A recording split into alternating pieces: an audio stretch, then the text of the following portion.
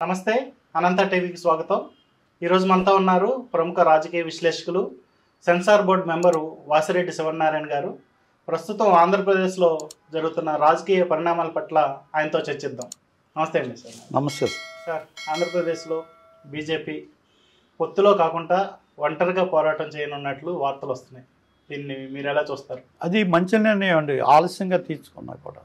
ఎందుకంటే చారిత్రాత్మకంగా కూడా చూస్తే 1998లోనే ఎవరితోని పొత్తు లేకుండా ఆ రోజున సింగిల్గా వెళ్ళి రాజమండ్రిలో, కాకినాడ ఎంపీ సీట్లు 2 నెగ్గి ప్రజలందరినీ దిగ్వాతపరిచారు. ఆ రోజునే ఇంత నెట్వర్క్ లేదు వాళ్ళకి, ముందు ఇంత ప్రయత్నం చేయాలి. కానీ అప్పటి నుంచే వాళ్ళు కంటిన్యూగా ఆ రోజు నుంచి వాళ్ళు సరైన నాయకత్వాన్ని పెట్టుకుంటే, అలా ఉభయ రాష్ట్రాలకు కూడా సరైన నాయకత్వం ఉండుంటే అది ఇప్పటికీ ఎప్పుడో వాళ్ళు రీచ్ అయ్యేవారు గోల్. కానీ వాళ్ళు ఏం చేశారంటే మళ్ళీ పొత్తుల్లోకి వెళ్ళిపోయి 99 వచ్చేటప్పటికి పొత్తుల్లోకి వెళ్ళిపోవడంతో వాళ్ళు డైల్యూట్ అయిపోయారు. నెమ్మదిగా డైల్యూట్ అయిపోయిన నెక్స్ట్ లోకల్ రాజకీయ నాయకులు ఎలా తీసుకొస్తున్నారంటే వేరే పార్టీ వాళ్ళు తెచ్చుకోవడం, టెంపరీగా అద్దెమైకి తెచ్చుకున్నట్లు పెట్టుకోవడం. దానివల్ల ఏమైందంటే ఉండి కొద్ది డైల్యూట్ అయిపోయారు. చిలగా ఈ రోజుని వాళ్ళకి సరైన నాయకత్వం ఉండి ఉంటే ఎప్పుడు మన లాస్ట్ 2019లోనే ఓడిపోయినప్పుడు సరైన నాయకత్వం వాళ్ళు పెట్టుకొని ఉంటే మొత్తం రాష్ట్రం అక్కడ ఇక్కడ కూడా ఉభయ రాష్ట్రాల్లో కూడా కరెక్ట్గా వాళ్ళు ఈ పాటికి మంచిగా ఒక రథయాత్ర ఆ మధ్యన బండి సంజయ్ తెలంగాణలో చేశాడు. కొద్దిగా చేయడంలో వేవ్ వచ్చినప్పుడు కరెక్ట్గా మళ్ళీ వాళ్ళు కన్ఫ్యూజ్ అయ్యి మళ్ళీ నాయకత్వం మార్చుకున్నారు. నాయకత్వం మార్చేటప్పటికి ప్రజల్లో నమ్మకం పోయింది. ప్రజల్లో నమ్మకం పోవడం వల్ల లేకపోతే వాళ్ళు సెకండ్ ప్లేసా ఫస్ట్ ప్లేసా సెకండ్ ప్లేస్ అనేది ఆ రోజున థర్డ్ ప్లేస్ ఉన్నది. ఒక 8 months back 9 months back Congress third ప్లేస్లో ఉంది. 3 ఎలక్షన్ దాకా కూడా థర్డ్ ప్లేస్ నుంచి అది ఫస్ట్ ప్లేస్కి వచ్చింది. కారణం ఏంటంటే వీళ్ళ కన్ఫ్యూజన్ వల్లే వాళ్ళు ఏం చేసుకోలేకపోతున్నారు. బీజేపీ అనేది దేశాన్ని శాసించే స్థాయిలో ఎదిగింది కదా, తెలుగు రాష్ట్రాల్లో మాత్రం ఎందుకు తప్పటడుగులు వేస్తుంది అసలు? అంటే దానికి కారణం వాళ్ళకి ఈ తెలుగు రాష్ట్రాల నాడి వాళ్ళకి అర్థం కావట్లేదండి. ఇప్పుడు సపోజ్ ఇప్పుడు వాళ్ళు మళ్ళీ పెట్టినా కూడా ఇప్పుడు ఆంధ్రప్రదేశ్లో వీర్రాజు గారిని పెట్టారు. వీర్రాజు గారు నా చిన్నతల నుంచి కూడా ఆయన బీజేపీలో ఎమ్మెల్యేగా పోటీ చేశారు. అలాగే ఆయన కంటిన్యూ అవుతూనే ఉన్నాడు. ఆయన ఆ జెండా వదలలేదు. ఆయన కంటిన్యూగా అంటే ఆయనకి వెనకాతల ఎక్కువ మాస్ ఫాలోయింగ్ లేదు, కానీ మనిషిలో నిజాయితీ ఉంది, జెండా బుజ్జు తిరిగేవాడు. కానీ ఆయన ఏం చేశారు, ఆయన కంటూ ముందు మంచి ఒక వర్దిగా ఇప్పుడు తమిళనాడులో ఇప్పుడు అన్నామలై అనే వ్యక్తికి ఇచ్చారు. ఆయన ఒక ఐఏఎస్ అతనికి ఇచ్చారు ఛాన్స్. అతను ఏం చేశాడు, గత 2 సంవత్సరాలు బట్టి ఆయన ఏకదాటిగా ప్రయత్నం చేయడం వల్ల దానికి మంచి స్పేస్ వచ్చింది. ఇవాళ అలాంటి స్పేస్ కావాలంటే ఒక నిజాయితీపరుడైన ఒక టాలెంట్ ఉన్న వ్యక్తి, అది కూడా వేరే పార్టీల నుంచి వచ్చేవాళ్ళు. ఆ రోజు వేరే పార్టీ వచ్చేవాళ్ళు ఒక ఎమ్మెల్యేగో ఎంపీగో పర్వాలేదు, కానండి నాయకత్వానికి సరిపోరు. ఇప్పుడు ఎమ్మెల్యేగా ఎంపీగా వేరే, నాయకత్వానికి వేరే ఉండాలి. ఇప్పుడు నరేంద్ర మోడీ ఉన్నాడు, ఆయన దేశ ప్రధానికి అయ్యేదంటే కారణం ఆయన చిన్న స్థాయి నుంచి కూడా ఆ పార్టీని పట్టుకొని ఆ స్థాయిలోని ఆయన ఆఫీసులో వర్క్ చేసుకుంటూ అలాగా అదే పార్టీ ఆఫీసులో వర్క్ చేసుకుని అలాగా అంచెలంచెలుగా ఆయన పైకి వచ్చాడు. కానీ వదలలేదు. ఇప్పుడు వీళ్ళు ఇప్పుడు ఏం చేస్తున్నారు, ఆ పార్టీలో వాళ్ళని ఎవరిని తీసుకొచ్చి ఈ పార్టీలో చేర్చుకొని ఒక ఎమ్మెల్యే టికెట్ ఇవ్వడం అది వేరే. అది కూడా జనాలు ఏమవుద్దంటే చులకన పారవుతుంది. కొత్త ఫ్రెషర్స్ని ఇచ్చారనుకోండి, ఇవాళ కాతే ఇప్పుడు మొక్క ఇవాళ నాటితే రేపే వృక్షం రేపే పళ్ళు కాయాలంటే అలా కాయదు, అంచెలంచెలుగా కాస్తుంది. 3 సంవత్సరాలు దాన్ని టార్గెట్ పెట్టుకొని పెంచితే కాయలు కాదు. కొన్ని చెట్లు అయితే 7 సంవత్సరాలుగా 6 సంవత్సరాలుగా 5 సంవత్సరాలకి కాయలు కాదు. అప్పుడు దాకా వీఆర్ వెయిటింగ్. అలా చేసుకుంటే అది బలమైన వృక్షం అయిపోయేది ఈ పాటకి. ఎందుకంటే 98 తీసుకుంటే ఒక ఈస్ట్ గోదావరిలో 2 ఎంపీ సీట్లు, ఆ 2 ఎంపీ సీట్లు నెగ్గుతారని అసలు ఎవరు ఊహించలా. పోలా అప్పుడు క్యాడర్ ఉందా, క్యాడర్ లేదు, బూత్ మేనేజ్మెంట్ కూడా లేదు సరిగా. అయినా కూడా నెగ్గారు, 2 ఎంపీ సీట్లు నెగ్గారు ఒకే జిల్లాలో. కారణం ఏంటంటారు, ఓ రకమైన ప్రజల్లో ఉన్న ఆ వేవ్ని వాళ్ళు క్యాష్ చేసుకోలేపారు. ఆ టైంలో ముద్రగడ పద్మనాభం గారిని కూడా తీసుకున్నారు. తర్వాత తీసుకొని మళ్ళీ ఎందుకో మళ్ళీ వాళ్ళు డైల్యూట్ అయిపోయేది. అంటే ఇష్యూస్ ఎందుకు డైల్యూట్ అయ్యాయి అనేది ఇది పార్టీ అధిష్టానంలో తెలియాలి. వాళ్ళకేమో సౌత్ మీద అంత పట్టు లేదండి ఫస్ట్ నుంచి కూడా. కారణం ఏంటంటే వాళ్ళు నార్త్లోనే ఎక్కువ కాన్సన్ట్రేషన్. సౌత్ వచ్చేటప్పటికి ఎవరో ఏంటి అనేది ఫీడ్బ్యాక్ లేదు. ఆ ఫీడ్బ్యాక్ ఇచ్చేవాళ్ళు కరెక్ట్ ఫీడ్బ్యాక్ చేయట్లేదు వాళ్ళని. వాళ్ళు తీసుకున్న ఫీడ్బ్యాక్ కరెక్ట్గా లేకపోవడం వల్ల వాళ్ళు ఏం చేస్తున్నారంటే ఇచ్చే ఉన్న వాళ్ళలోనే వీళ్ళు కాదు వాళ్ళు కాదు వీళ్ళని మొన్న ఏదో చేస్తారు. ఇప్పుడు పురంధేశ్వరి గారిని కూడా అపాయింట్ చేశారు. పురంధేశ్వరి గారు ఆవిడికి 2004లో కానీ 2009లో కానీ విశాఖపట్నంలో నెగ్గడానికి కారణం మెయిన్ రాజశేఖర రెడ్డి గారు. రాజశేఖర రెడ్డి గారి యొక్క తెలివితేటల వల్లే ఆ రోజుని ఉండవల్లి అరుణ్ కుమార్ కానీ, అమలాపురం సీటు హర్ష్ కుమార్ కానీ నెగ్గడానికి కారణం వాళ్ళేమి దాంట్లో డబ్బు ఇన్వెస్ట్ కాదు, వాళ్ళు ఎక్కువ తిరిగేది లేదు. అక్కడ ఏంటంటే ఎమ్మెల్యేలు ఎంపీలు ఒకేసారి అవ్వడం వల్ల 7 కాన్స్టిట్యున్సీల మీద ఆ ముఖ్యమంత్రి యొక్క తెలివి ప్రజ్ఞా పాఠవాలతో ఆ యొక్క రిజల్ట్ వచ్చాయండి. ఉండవల్లి అరుణ్ కుమార్ గారు 2 సార్లు నెగ్గిన, అంతకుముందు ఆయన ఎమ్మెల్యేగా నెగ్గితే 10,000 వచ్చాయి రాజమండ్రిలో. అలాంటి ఎంపీగా ఆయన అంటే అసలు మిగిలిన అనపర్తి ఆయన వెల్ ఆఫ్ కూడా కాదు, హర్ష్ కుమార్ కూడా వెల్ ఆఫ్ కాదు. అయితే వీళ్ళు ఏంటంటే పార్టీ ఎవరైతే టికెట్లు ఇచ్చారో సీఎం నెగ్గించుకెళ్ళాడు, తన యొక్క చాతుర్యంతో నెగ్గించుకెళ్ళాడు. అంటే సీఎం అన్న వ్యక్తికి అలాంటి చాతుర్యం కావాలి, అలాంటి డేరింగ్ స్టెప్స్ ఉండాలి, అప్పుడు చేయగలుగుతారు. అలా కానప్పుడు రిజల్ట్ రావాలంటే ఏదో మన పరీక్షలు ఏదో కొద్దిగా ఏదో ముందు రోజు చదివి మనకు తెలిసిన ప్రశ్నలు వస్తే ఆటోమేటిక్గా ఏదో 35 మార్కుల నుంచి పాస్ అవ్వడం వేరే. మనం ర్యాంక్ కొట్టాలంటే మనం ఫస్ట్ నుంచి ఫాలో అవ్వాలి. సేమ్ అదే అప్లికేషను నీకు రాజకీయాలు కూడా వస్తుంది. అయితే ఇన్ టైంలో చేయవలసిన పనులు చేయకపోవడం వల్ల వాళ్ళు వచ్చిన అవకాశాలు వాళ్ళు దుర్వినియోగం చేసుకున్నారు. ఇవాళైనా మంచి నిర్ణయం తీసుకున్నారు.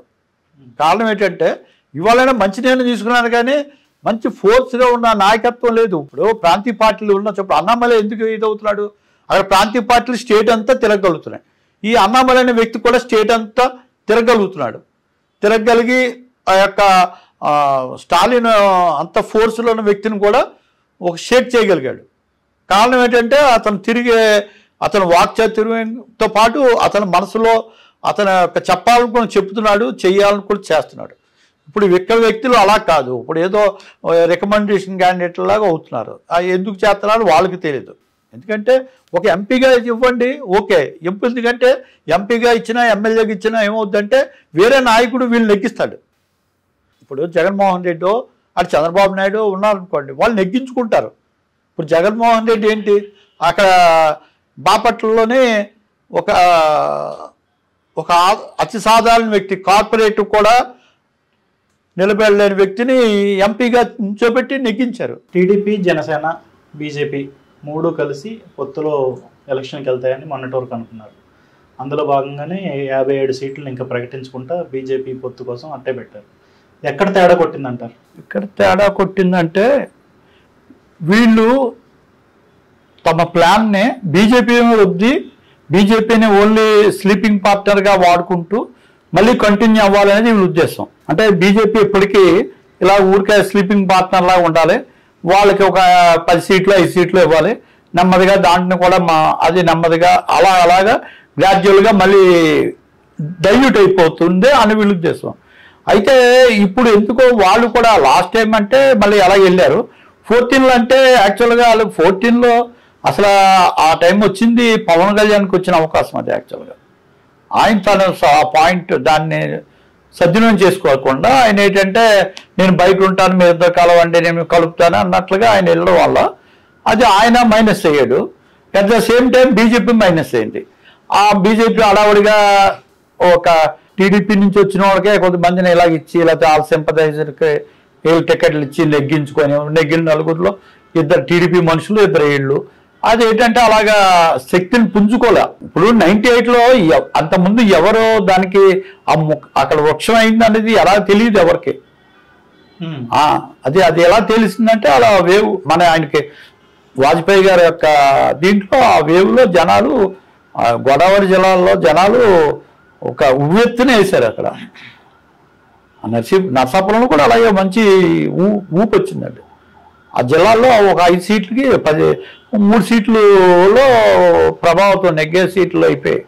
ఇంకా మిగిలిన కూడా వాళ్ళు స్ట్రెంథన్గా వాళ్ళు ప్లాన్డ్గా చేసుకుంటే ఆ రోజున ఇంకా కూడా వచ్చాయి. ఇప్పుడు కూడా వీళ్ళు ఏంటంటే సరైన నాయకత్వానికి ఇచ్చుకొని ఇప్పుడు ముద్రగారి పద్మంలో ఉన్నట్టు ఎవరో ఒకరు మంచి ఫుల్ టైమ్ వ్యక్తిని, స్టెబిలిటీ ఉన్న వ్యక్తిని, దక్షత ఉన్న వ్యక్తిని అప్పచెప్తే ఇవాళ కూడా ఇప్పుడు కూడా వాళ్ళు 170 సీట్లు పోటీ చేసినా కూడా 5 పాయింట్లు 5 మంచి వ్యక్తులకి ఒక ఇక్కడ విశాఖ ప్రాంతం అంటే 3 జిల్లాలు వస్తాయండి.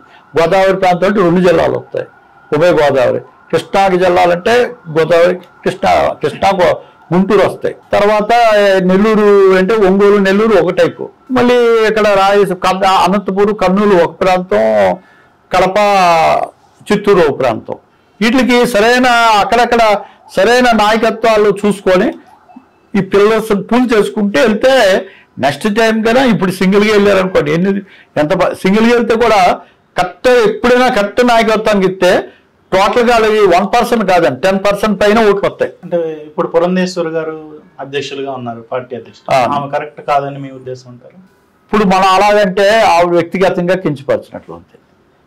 ఇప్పుడు వ్యక్తిగతంగా ఇప్పుడు నేను చెప్పా కదా, ఇప్పుడు పురంధేశ్వరి గారు లాస్ట్ టైము విశాఖపట్నంలో బీజేపీ క్యాండిడేట్గా నిల్చున్నారు. Very few thousands, only lakhs కాదు, ఫ్యూ థౌజండ్స్ ఓట్లు వచ్చాయి, ఇంకా రాలేదు. కానీ ఏంటి అప్పటికి బీజేపీ సింబల్ ఆవిడ ఇండివిజువల్ కెపాసిటీ అయినా మరి అంతకుముందు 2 సార్లు అదే అక్కడే ఎంపీగా చేసింది కదా. వైఎస్ 2 సార్లు నెగ్గించాడు కదా, 2009లో నెగ్గించాడు, 2004లో నెగ్గించాడు.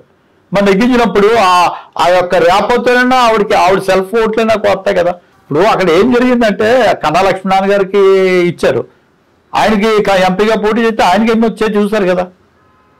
ఇప్పుడు ఆయన అన్ని రోజులు ఆ ప్రాంతంలో ఎంఐ మినిస్టర్ చేశాడు, ఆయన చేశాడు. అలాంటి వ్యక్తి తనే సారథ్యం వహింటే కనీసం అంటే నేరోగా రావాలి, ద్వితీయంలో రావాలి. అంతేగాని ఏదో చిట్ట చివరిగా ఎన్నో పుంజు ఓట్లు వస్తే దానివల్ల అంటే అలాంటి వాళ్ళకి తను నెగ్గడం వేరే, అందరినీ నెగ్గించడం వేరే. అందరినీ నెగ్గించాలంటే ఏంటి, ఆ జిల్లా మొత్తం అంతా ఆవిడ ప్లానింగ్లో తిరగాలి, ప్రజల్లో మమైక్యం కావాలి, ఆ తర్వాత ఓటింగ్ రాబట్టాలి. ఇప్పుడు ఇది అంతా ఏంటంటే సరే ఊరికే ఇందులో మనం కలిసిపోతే పొత్తులో అదేదో ఆ ఓట్లు మన ఓట్లు మీద మొత్తానికి ఏదో అలాగా ఇప్పుడు సిపిఎం ఎలాగైపోయిందో ఇది కూడా అలాగే అయిపోతుంది. బీజేపీ కూడా ఇంకో 2 సార్లు ఇలా చేసింది అనుకోండి పొత్తులు, అది కూడా ఇక్కడ మన ఏపీలో సిపిఎం ఎలా అయిపోయింది. ఒకప్పుడు కాంగ్రెస్కి ఆల్టర్నేటివ్గా ఉండే పార్టీ కమ్యూనిస్ట్ పార్టీ, 78 వరకు కూడా ఆల్టర్నేటివ్ పార్టీ. అక్కడ ఆంధ్రాలో కాంగ్రెస్ తర్వాత కమ్యూనిస్టులే బలమైన సిద్ధాంతాలు ఉండి వాళ్ళ క్యాడర్ ఉండేది అన్నీ ఉండి. మరి వాళ్ళు ఇవాళ ఏంటి పరిస్థితి చెప్పండి. ఇండిపెండెంట్గా పోటీ చేస్తే క్యాండిడేట్ కూడా దొరకలేదు, దొరికినా 2-3 వేలు వస్తున్నాయని వాళ్ళు అది కూడా చేయకుండా వాళ్ళు రాష్ట్రం మొత్తానికి 1 సీటు 2 సీట్లు ట్రై చేసుకోవడం ఈ పొత్తులో భాగమని.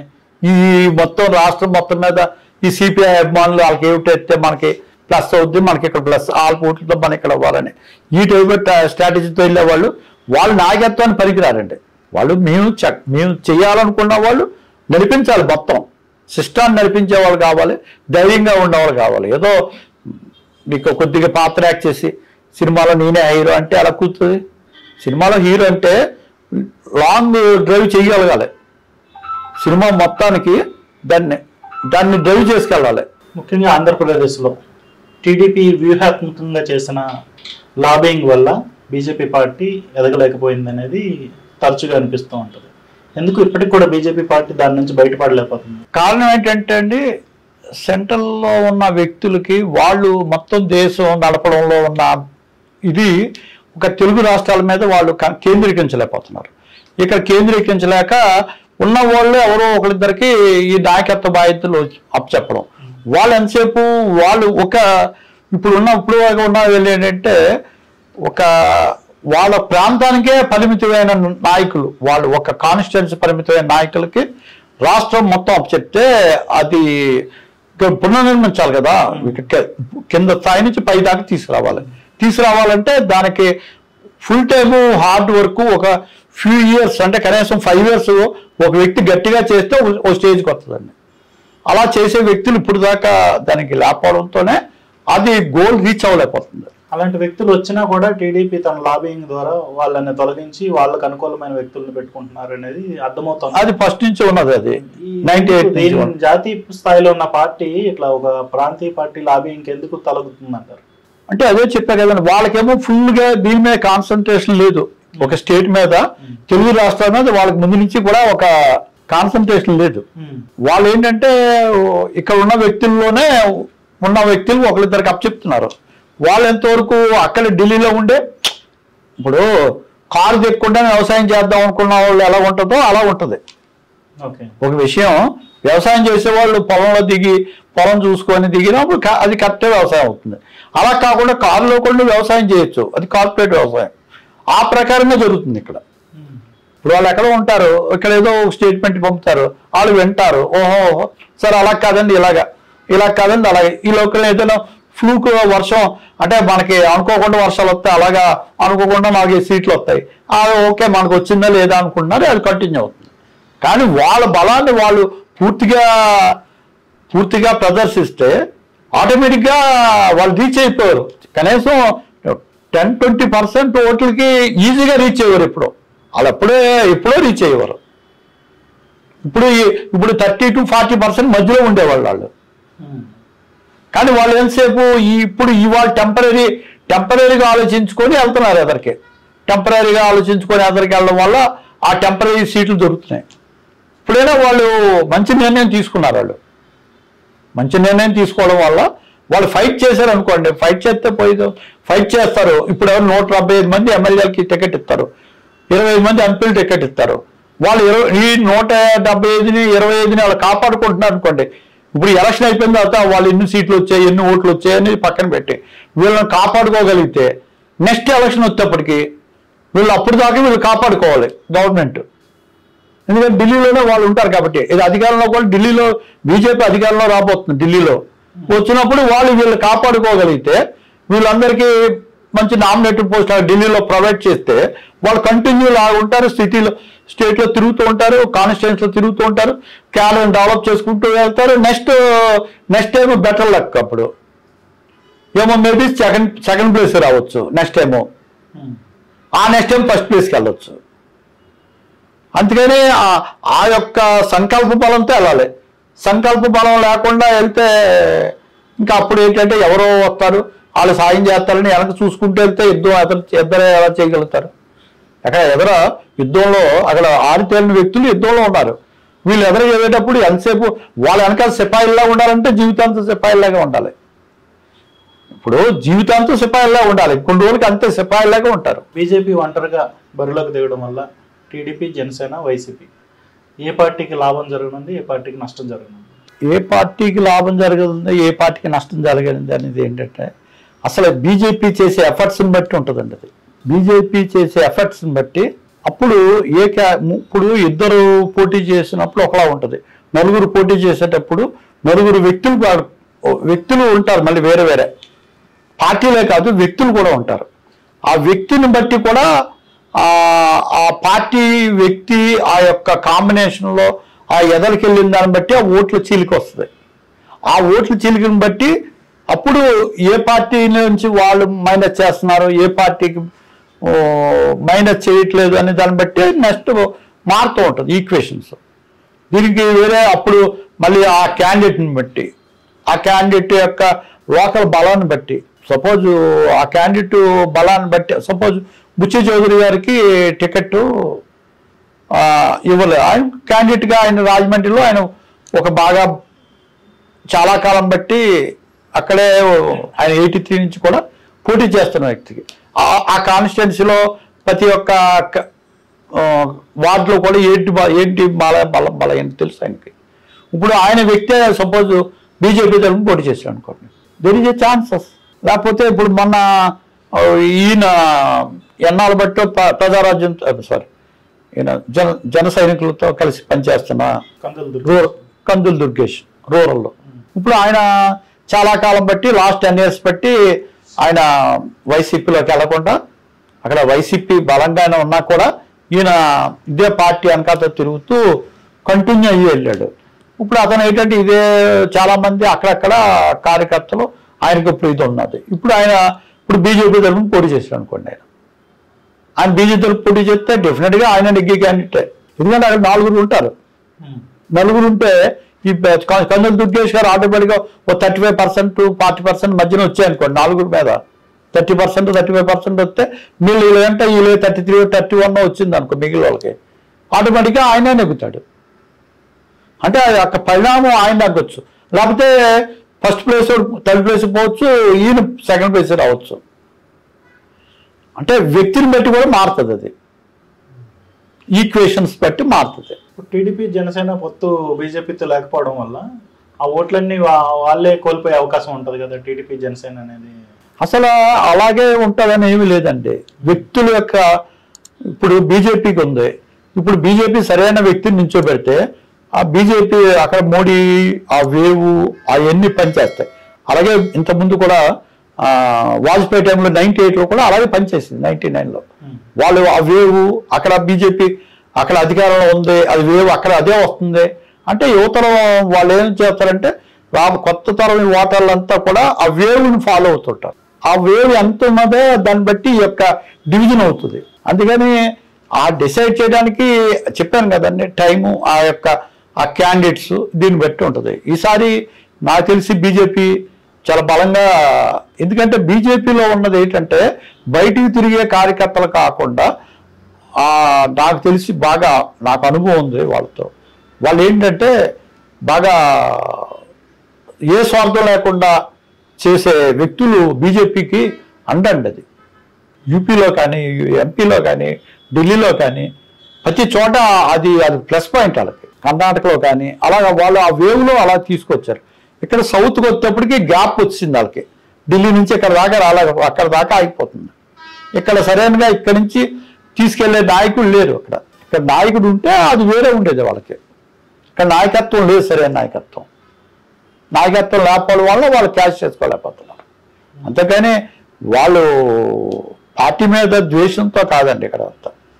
సరే వాళ్ళు ఎలా నెగ్గరని మిగిలిన కూడా ఓటేరు. అదే నెగ్గే అవకాశం ఉంది, వీళ్ళకి కూడా అవకాశం ఉంది. ఈ నలుగురు ప్రతి కాన్స్టిట్యూన్సీ ఇప్పుడు 4 తయారవుతారు ఇంకా. ఎందుకంటే కాంగ్రెస్ మొన్నదాకా ఏమీ లేదు, ఇప్పుడు ఏదో ఎవరో ఒక నాయకత్వం వచ్చి ఇప్పుడు సిపిఐ సిపిఎం కూడా ఇప్పుడు వాళ్ళు కలుపుతారు. కలిపి ఏదో ఒక చిన్న ట్రయాంగిల్ ఫైట్లో పెడతారు. వాళ్ళు 4 కనీసం వాళ్ళు 5,000 4,000 10,000 తీసేశారనుకోండి, మరి అది ఏదో దాని మీద ఎఫెక్ట్ అవ్వచ్చు. ఇన్ని రకాలు అయినప్పుడు ఆ బీజేపీ వాళ్ళకి మంచి క్యాండిడేట్ దొరికారనుకోండి, నేను చెప్పినట్లుగా రాజమండ్రికి బుచ్చి చౌదరికి రాజమండ్రి రూరల్లో ఆయన దుర్గేష్కి ఇచ్చారనుకోండి బీజేపీ టికెట్లు వాళ్ళిద్దరికి ఇస్తే, ఇప్పుడు దాకా వాళ్ళు ఉన్న ఇది ఈ 4 క్యాండిడేట్లు ఉంటారు. ఈ 4 క్యాండిడేట్లో వీళ్ళు individual capacity at the same time ఆ ప్రజల్లో వేవ్ ఆ యొక్క దాన్ని ఇంప్రూవ్ చేసుకుంటారు. ఆ వేవ్ని ఓట్ల కింద మలుచుకుంటారు. తమిళనాడు అన్నామలై తరహాలో ఆంధ్రప్రదేశ్లో కూడా సెల్ఫ్ ఎఫిషియెంట్ లీడర్ని కనుక పార్టీ అధ్యక్షులుగా నియమిస్తే ఇక్కడ కూడా భవిష్యత్తు బాగుంటుందని మీరు భావిస్తున్నారు? అంతే కదండి, ఏ స్టేట్ అయినా. ఇప్పుడు తమిళనాడు లాగే ఇక్కడ కూడా చాలా ఈజీ ఛాన్సెస్ ఉన్నాయి. కానీ అంటే మీరు కావాల్సింది ఫోర్స్ ఉన్న వ్యక్తి కావాలి, లీడర్, నాయకత్వం వహించేవాళ్ళు, డెడికేషన్ కావాలి, పట్టుదల కావాలి. అతనికి ఆ యొక్క పార్టీ అందు నర్నరాలో ఆయనకి ఇది కావాలి, ఉప్పొంగే తత్వం కావాలి. ఆ తత్వాన్ని ఇతర ప్రజలకి ఆయన ఇంజెక్ట్ చేయగలగాలి. ఇప్పుడు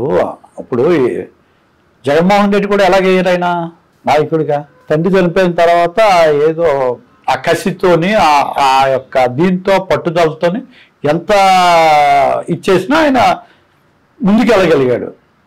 అలాగే ఎన్టీ రామారావు కూడా పట్టుదలగా వెళ్ళాడు. అలాగే పట్టుదల ఉన్న నాయకుడు ఎవరికి వస్తే ఈ రాష్ట్ర బాధ్యతలు ఆయనకు అప్పచెప్తే ఆయన ఒక దేశం అంతా రాష్ట్రం అంతా ఆయన తిరగగలిగే వ్యక్తి. ప్రతి ప్రాంతాన్ని ఆయన ప్రతి ప్రాంతంలో వ్యక్తిని కూడా ఆయన నాడి తెలిసిన వ్యక్తి అయి ఉండాలి. అప్పుడు డెఫినెట్గా ఆంధ్రాలో కూడా డెఫినెట్గా నాకు తెలిసి 2034 కల్లా అది రాజ్యాధికారానికి బీజేపీ వచ్చే అవకాశం మాత్రం ఉంది అక్కడ. మీరు చెప్పినట్లుగా తెలంగాణలో అది జరిగింది. బండి సంజయ్ చాలా ఫోర్స్ఫుల్ గా బీజేపీని ముందుకు తీసుకొచ్చాడు. కానీ చాలా స్పీడ్ గా వెళ్తున్న తరుణంలో అతన్ని తప్పించి అధ్యక్ష బాధ్యతలు వేరొకరికి అప్పచెప్పడం వల్ల బీజేపీ గ్రాఫ్ ఒక్కసారిగా పడిపోయింది. ఇట్లాంటి సందర్భంలో ఏపీలో కూడా అలా జరుగుతుంది అనేసి మనం ఎలా అనుకోగలుగుతాం? అంటే అదే కదండి, ఇప్పుడు అక్కడ ఏమైంది, ఈక్వేషన్స్ పార్టీ కన్ఫ్యూజ్ అవ్వకూడదు. ఒక వ్యక్తి గురించి ముందే సెలెక్ట్ చేసే ముందే కరెక్ట్గా చూడాలి. ఎవరో చేతికి దొరికిన వాళ్ళు అదే వెనకాతల వాళ్ళ ఫ్యామిలీ బ్యాక్గ్రౌండ్ ఏదో చూసి లేకపోతే ఇంకోటి ఏదో చూసి వాళ్ళ కులాన్ని చూసో ఇస్తే వాళ్ళు చేయలేరు. అందులో కూడా సెలెక్ట్ చేసుకోవాలి. అన్ని రకాలుగా దాటిగా ఉన్న వ్యక్తిని చూసి సెలెక్ట్ చేసుకొని అతనికి అప్పచెప్పాలి, లేదా అతనికి ట్రైనింగ్ ఇవ్వాలి, ట్రైనింగ్ ఇచ్చి అతనితో చేయించుకోవాలి. అయితే ఇప్పుడు మన యూపీ సీఎం ఉన్నాడు యోగి ఆదిత్యనాథ్. ఆయన మామూలుగా ఆయన అన్నాడు, వేరే వాళ్ళు మాట్లాడుతుంటే నాకు కళ్ళకి నీరు కూడా వచ్చింది, నువ్వేం చేస్తావని అన్నట్లుగా. అంటే అతను ఆ తర్వాత ఎలాగా అతను ఆ సిద్ధాంతం మీద అంత పెద్ద రాష్ట్రం మన ఏపీ లాంటి 4 రాష్ట్రాలు కలిపితే యూపీ అవుతుంది. అంత పెద్ద రాష్ట్రాన్ని ఆయన చిటికినేలతో తిప్పుతున్నాడు మొత్తం చక్రం. కారణం ఏంటంటే అతనిలో డెడికేషన్ ఉంది, పట్టుదల ఉంది. అందుకని యోగి ఆదిత్యనాథ్ పట్టుదల ఆడిన వ్యక్తిని సెలెక్ట్ చేసుకొని అక్కడ కూడా అప్పచెప్తే ఒక మ్యాక్సిమం 5 yearsలో ఒక షేప్ తీసుకొస్తాడు ఆయన. ఇప్పుడు కూడా ఈ 2 monthsలోనే కరెక్ట్ నాయకత్వం అప్పచెప్పాలి. అక్కడ ఏదో ఊరికే పేరుకి టికెట్లు ఇచ్చాం కాదండి. కనీసం అది ఆ వేవ్ తీసుకురావాల్సిన డైలీ ఒక కాన్స్టిట్యున్సీ కనీసం 4 కాన్స్టిట్యున్సీ తిరిగే నాయకుడు కావాలి అక్కడ. ఇప్పుడు 170 సీట్లు, 175కి రోజుకి 4 తిరిగితే కదా మళ్ళీ ఎలక్షన్ టైంకి చేరుకోగలుగుతారు. లేకపోతే ఎలా చేరుకోగలుగుతారు? అంటే అంత స్టామినా ఉండాలి, అంత వాగ్దాటి ఉండాలి. అది కూడా బీజేపీ భావజాలం ఉన్న వ్యక్తి ఉండాలి. బీజేపీ భావజాలం కాకుండా ఇంకొక మొన్న కొంతకాలం ఓ పార్టీ అలా 3-4 పార్టీలు మారిన వాళ్ళకి స్టేట్ నాయకత్వం ఇస్తే వాళ్ళ ప్రజల్లో ఆ రకమైన ఇది రాదండి. ఆ రకమైన శక్తి సామర్థ్యం ఉన్న వ్యక్తిని పెడితే ఆటోమేటిక్గా అన్నమలేలాగా రిజల్ట్ తీసుకురాగలుగుతారు. చాలా షేక్ అవుతుంది. అట్లాంటి వ్యక్తి ఎవరైనా ఉన్నారండి ఇప్పుడు ప్రస్తుతం ఉన్న ఆంధ్రప్రదేశ్? అది వాది బీజేపీ అధిష్టానం చూసుకోవాలండి. ఎందుకంటే అది ఇప్పుడు మనం చెప్తే అది ఖచ్చితంగా బాగోదు కూడా. కారణం ఏంటంటే అది వాళ్ళు సెర్చ్ చేయాలి, కరెక్ట్గా చేస్తే ఎందుకుంటారు దొరికి చెప్పాను కదా, తూర్పుగోదావరి జిల్లాలో ఉభయ గోదావరి జిల్లాల్లో 98లో వేవ్ వచ్చింది.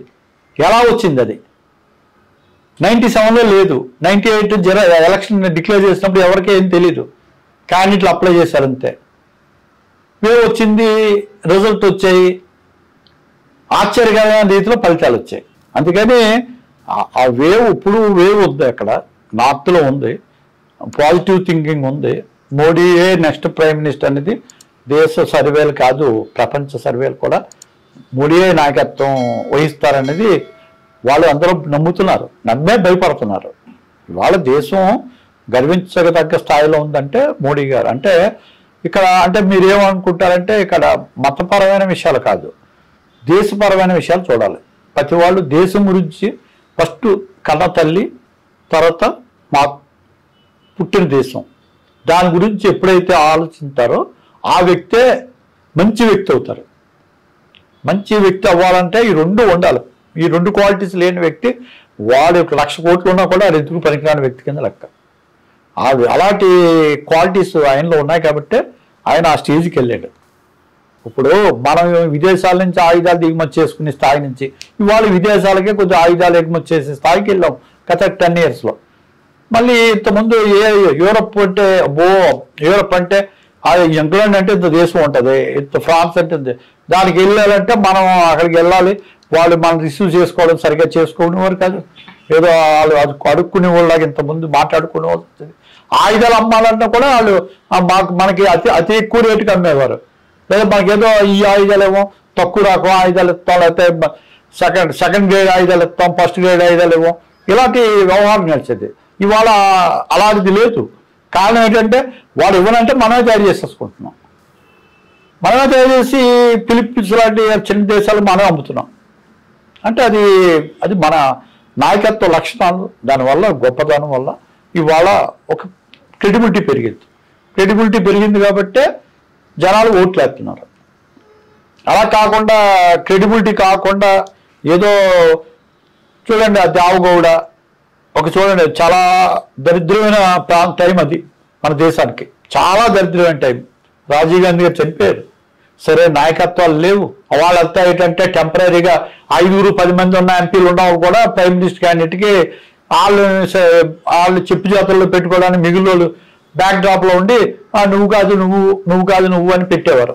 పెట్టి వాళ్ళు ఏదో వీళ్ళకి ఏం కావాలో అది చేసి పెట్టడం, వాళ్ళ పిఎం క్యాండిడేట్గా కుర్చీలో కూర్చోవడం, వాళ్ళ ఉద్దేశం ఎంజాయ్ చేయడం, వీరి ఉద్దేశం ఎంజాయ్ చేయడం. దేశం అంతా నాశనం అయిపోయింది. ఆఖరికి బంగారం పెట్టి విదేశాల నుంచి అప్పు తెచ్చుకునే పొజిషన్ కూడా వచ్చాం. ఆ స్టేజ్ నుంచి మళ్ళీ 91 నుంచి మళ్ళీ అదే స్టేజ్కి వెళ్ళాం. మళ్ళీ ఇంప్రూవ్ అయింది. ఇప్పుడు ఒక కరెక్ట్గా మన్మోహన్ సింగ్ గారు కూడా బాగానే చేసుకుంటూ వెళ్ళారు, కానీ ఆయనకున్న పరిమితులు ఉన్నాయి అక్కడ. ఆ పరిమితులు ఉన్న వల్ల ఆయన కొన్ని ఐడియాస్ ఉన్నా కూడా చేయలేపారు. ఇప్పుడు వీళ్ళకి పరిమితులు దాటుకొని వెళ్ళారు ఎదరికి. వీళ్ళకి పరిమితులు ఉన్నాయండి ఫస్ట్. ఎందుకంటే ఇందులో మీకు టాప్ సీక్రెట్ ఏంటంటే ఎంపీలు తమకు అనుకూలంగా లేని నాయకత్వాన్ని రన్ చేయడం. ఎంపీగా ఉన్న వ్యక్తి ఎవరు అవుతున్నారు? మన పూర్వంలాగా స్వాతంత్ర సమరయోధులు అలా అవుతున్నారా ఏంటి? బాగా డబ్బులు మన ప్రజలు కూడా ఆడు 1000 కోట్లు ఉన్నాయి, ఆడు 2000 కోట్లు ఉన్నాయి, 50,000 కోట్లు ఉన్నాయి, ఆడికి మనకైతే బాగా ఉంటుందని అలాంటి వాళ్ళు టికెట్ ఇస్తున్నారు. వాళ్ళేంటి, వాళ్ళు తమ స్వామిత్వం, వాళ్ళ బ్యాంకుల్లో తీసుకున్న అప్పులు, వాళ్ళు ఎవడో మళ్ళీ యాక్ట్లు మారుతారంటే వాళ్ళు ఒప్పుకోరు. వాళ్ళు కన్వీనియంట్ ఉన్న యాక్ట్లో ఒప్పుకుంటారు. వాళ్ళ సిస్టమ్ అంతా ఎలాగైందంటే 4 సింహాలు కూడా అలాగే దిగజారిపోయండి. ఆ ఫస్ట్ ఉన్న ఆ పటుత్వం కానీ లేదు. అన్నీ మారిపోయి అన్ని కార్పొరేట్ సెక్టర్లోకి వచ్చేసాయి. సింహాలన్నీ కార్పొరేట్ సెక్టర్లోకి వచ్చేసాయి. అందుకని ఇవాళ ఒక వ్యక్తి దాన్ని శాసించాలంటే తనకి ఒక రకమైన ఆత్మబలం ఉండాలి, దానికి శ్రద్ధ ఉండాలి, పట్టుదల ఉండాలి, కృషి కూడా ఉండాలి. ఇవన్నీ ఉంటే అప్పుడు ఒక నాయకుడు అవుతాడు. అలాంటి నాయకుడిని వీళ్ళు సెలెక్ట్ చేయాలి. ఏదో ఎవరో లాటరీ తీసి ఒక నాయకుడిని పెట్టి ఇవాళ ఎవరో క్యాస్ట్ని చూసి నాయకుడిని పెడితే క్యాస్ట్ చూసి ఎన్ని రోజులు ఇంకో క్యాస్ట్ అదే క్యాస్ట్లో ఇంకో నాయకుడు ఉంటాడు, వాళ్ళకే వీళ్ళ అని వాళ్ళు తజ్జం పెడతారు. కానీ వాళ్ళు ఇప్పుడు ముద్దుగాడు పద్మనాభం ఉన్నా అనుకోండి, ఆయనకి ఏదో పట్టుదల ఉంది, మొండితనం ఉంది, పట్టుదల ఉంది. ఇప్పుడు ఏదైనా ఒక బెల్ట్ సెలెక్ట్ చేసి ఒక ప్రజలందరికీ ఇవ్వండి, ఇతను ఓ ఫేస్ వాల్యూ ఉందని నమ్మకస్తుడు, మీ ప్రజలకి ఇప్పుడు దాకా ఇతని క్యారెక్టర్ చూస్తే మంచిగా ఉంది, ఏదో సిద్ధాంతం మీద వెళ్తాడు. మనిషికి ఒక సిద్ధాంతం ఉండాలి. ఆ సిద్ధాంతం ఏ సిద్ధాంతం అయినా ఓ సిద్ధాంతం ఉండాలి. ఏ సిద్ధాంతాలు లేనివాడు 10 సిద్ధాంతాలు, ఏది పొద్దున్న ఓ సిద్ధాంతం, మధ్యాహ్నం సిద్ధాంతం అన్నాడు, వాళ్ళు మొత్తం ఈ దేశాన్ని భ్రష్టు పట్టింటారు. అందుకని ఇక్కడ గ్యారంటీగా మంచి నిర్ణయం అండి బీజేపీ తీసుకున్నది, చాలా మంచి నిర్ణయం. ఎందుకంటే ఇవాళ నోట్లు వచ్చాయని కాదు, డెఫినెట్గా చూడండి, మంచి నాయకత్వానికి అప్పచెప్తే బ్రహ్మాండంగా ఒకే వేవ్ వస్తుంది. ఆ వేవ్లో వాళ్ళకి 5 సీట్లు వచ్చినా 10 సీట్లు వచ్చినా కూడా వాళ్ళు సొంతంగా కష్టపడి నెక్స్ట్ తప్పనిసరిగా ముందుకెళ్తారు. దానికి ఎగ్జాంపుల్ తెలంగాణలో వేవ్ వచ్చింది, ఫస్ట్ ప్లేస్ కొన్ని వెళ్ళి, సెకండ్ ప్లేస్ కొన్ని వెళ్ళింది. కానీ మళ్ళీ వాళ్ళకి అది కూడా ఆయన ఇప్పుడు బండి సంజయ్ కూడా ఉన్న దాంట్లో ఆయన ఏదో ఒక యాత్ర చేసుకుంటూ ప్రజలకు ఏదో చెప్పుకుంటూ ధైర్యంగా ఎదరికి వెళ్తున్నాడు కాబట్టి ఆ కొద్ది క్వాలిటీస్తోనే అంతర్జట్టు వచ్చాయి. అదే తెలంగాణలో మాజీ విద్యాసాగర్ రావు అటు వ్యక్తి ఉన్నారనుకోండి, ఇది అణువుని బీజేపీ అన్న వ్యక్తి ఉన్నారు. ఆయన గవర్నర్గా ఇది మహారాష్ట్ర గవర్నర్గా వేస్తే అదే టైంలో మహారాష్ట్ర పెద్ద రాష్ట్రానికి గవర్నర్గా చేస్తూ అద్భుతంగా చేస్తూ at the same time Telangana రాష్ట్రాన్ని కూడా ఎడిషనల్గా ఇస్తే 2 రాష్ట్రాలను కూడా ఆయన అద్భుతంగా గవర్నర్ హోదాలో కూడా చాలా అద్భుతమైన నిర్ణయాలు తీసుకొని క్లిష్ట పరిస్థితుల్లో జైలు చనిపోయే టైంలో కూడా నిర్ణయాలు మంచిగా తీసుకొని ఆ యొక్క ఉడుదుడుకుల్ని లేకుండా స్టేట్ని కాపాడేట అలాంటి వ్యక్తి ఇవాళ అప్పచెప్పమనండి. ఇప్పుడు బీజేపీ అంటే ఈక్వేషన్స్ ఏమవుతాయంటే ఇక్కడ ప్రతి పార్టీలో వర్గ పోరాటాలు ఉంటాయండి. ఇప్పుడు విద్యాసాగర్ లాంటి వ్యక్తికి అక్కడ ఆయన ఒక చైర్లో కూర్చొని డైరెక్షన్ ఆయనకి ఇస్తే ఆయన అక్కడక్కడక్కడ మీటింగ్లు పెట్టి కొన్ని అక్కడక్కడ వాళ్ళ జిల్లాల వారీగా ఈ నాయకత్వం ఇచ్చి సభ నాయకత్వాలు ఇస్తే డెఫినెట్గా గ్యారంటీ నెగ్గుతుందండి. చివరిగా ఆంధ్రప్రదేశ్లో బీజేపీ రాజకీయ భవిష్యత్తు ఉజ్వలంగా ఉండాలంటే ఏం చేస్తే బాగుంటుంది అంటారు? భవిష్యత్తు బాగా ఉండాలంటే అంటే భారతీయ జనతా పార్టీ వల్ల భవిష్యత్తు బాగా జరగాలంటే, భారతీయ జనతా పార్టీకి కూడా మంచి భవిష్యత్తు కావాలంటే అక్కడ కూడా ఒక యోగి ఆదిత్యనాథ్ లాంటి వ్యక్తిని వాళ్ళు సెలెక్ట్ చేయాలి. ఫస్ట్ ఒక సొంత లాభం చూసుకోలేని వ్యక్తిని ఆయన మంచిగా సెలెక్ట్ చేసి అతనికి ఒక 5 years ఆయనకి ప్లాన్ ఆఫ్ యాక్షన్ ఇచ్చేసి ముందుకు పంపిస్తే ఆయన మొత్తం స్టేట్ అంతా తిరగగలిగిన రోజునే నెక్స్ట్ టైం వచ్చేటప్పటికి గ్యారంటీగా వాళ్ళు డిసైడ్ ఫ్యాక్టర్ అవుతారు. అందువల్ల వాళ్ళకి నాయకత్వాన్ని ఒక మంచి వ్యక్తికి నాయకత్వాన్ని అప్పచెప్పితే వాళ్ళు కూడా ఒక ఫోర్స్గా తయారవుతారు, వాళ్ళు ఆల్టర్నేటివ్ ఫోర్స్గా కూడా తయారవగలుగుతారు. అప్పుడు దానివల్ల ఏంటంటే ఈ రాజకీయ నాయకుల యొక్క ఇందులోంచి అందులో జంపింగ్, అందులోంచి ఇందులో జంపింగ్ అలాంటివి కూడా తగ్గిపోతాయి.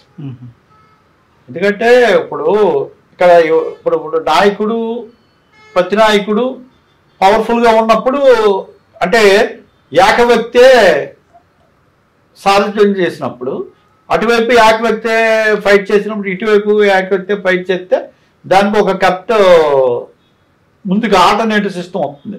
ఫర్ ఎగ్జాంపుల్ కరుణానిధి, జయలలిత వాళ్ళిద్దరూ అలా కరుణానిధి, ఎంజీఆర్ దానివల్ల ఏమైందంటే ఆల్టర్నేటివ్ సిస్టమ్ ఉండేది, దానివల్ల ఫోర్స్ కనబడేది. ఇప్పుడు ఒక వ్యక్తి ఒకవైపు ఒక 10 మంది ఒకవైపు అంటే ఈ 10 మందిలో 5 ఇటు జంప్ అవ్వచ్చు, ఇటు జంప్ అవ్వచ్చు అంటే అది సొల్యూషన్కి తోడుతుంది. దట్టు ఒక్కొక్క వ్యక్తికి ఒక్కొక్క ఆలోచన విధానం ఉంటుంది.